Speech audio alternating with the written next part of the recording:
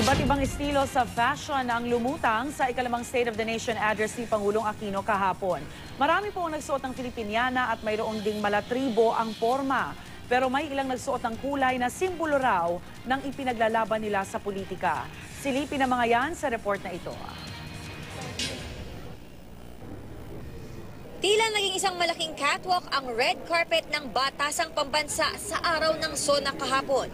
Isa-isang nagdatingan ng mga politiko, ang ilan, kasama pa ang kanilang mga kaanak at kaibigan na may kanya-kanyang pasiklab pagdating sa red carpet. Kapansin-pansing marami ang dumating na nakadilaw na tila pagpapakita ng suporta sa administrasyon.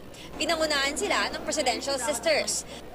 Pero ang Makabayan Block, sabay-sabay dumating na naka-peach na kulay raw ng pag-i-impeach sa Pangulo. Agaw atensyon din si former First Lady at ngayon Ilocos Norte Representative Imelda Marcos na naka-peach din. Pero wala naman daw itong kahulugan dahil designer niya ang namili nito. Lumutang din ang suot ng ilang personalidad na dumalo sa SONA. Kagaya na lang ni Senadora Lauren Legarda na ang suot ay inspired daw ng pagkakapili sa Mount Hamiguitan Wildlife Sanctuary sa Davao bilang isang World Heritage Site.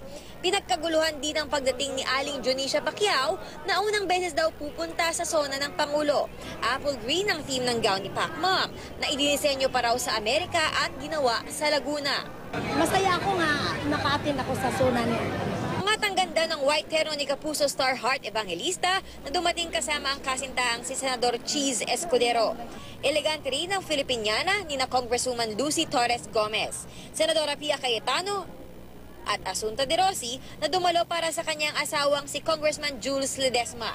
Simpleng puting Filipiniana naman ang sinuot ni Senator Grace Poe.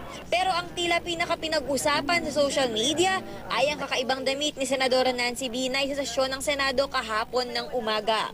Pero nag-change outfit naman siya pagdating sa joint session sa hapon. I'm wearing white kasi para sa akin ang pagsisilbi sa ating mga kababayan dapat walang bahid politika kaya white. Para sa unang balita, Athena Imperial reporting.